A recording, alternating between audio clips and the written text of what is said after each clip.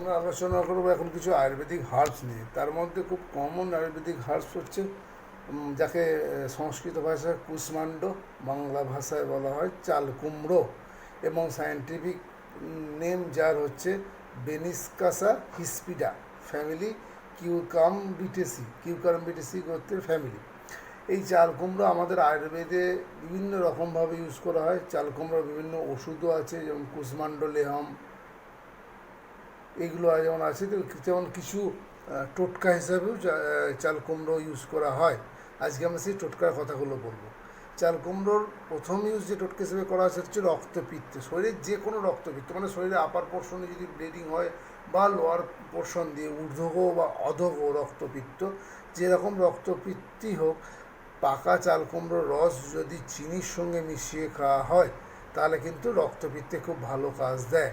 এটা আরেকটু উল্লেখযোগ্যভাবে কাজ দেয় যদি পাকা চাল কুমড়োর রস তার সঙ্গে চিনি এবং বাসকের যদি বাসক পাতার রস যদি মিশিয়ে খাওয়া হয় তাহলে খুব কুইক এটা কাজ হয়। এছাড়া প্লুরেসি, যাকে বাতস শ্লেষ্মাজনিত রোগ বলা হয়, প্লুরেসি মানে আমাদের লাংসের যে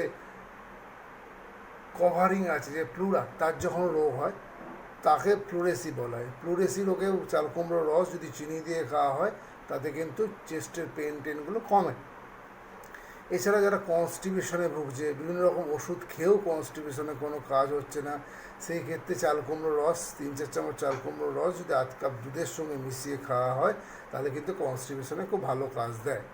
এছাড়া যক্ষার যদি ব্লিডিং শুরু হয় সেক্ষেত্রে চাল কুমড়োর রস, চিনি, দুধ এইগুলো মিশিয়ে খেলে কিন্তু প্রথম অবস্থায় যক্ষা রোগ অনেকাংশই কিওর হয়ে যায়।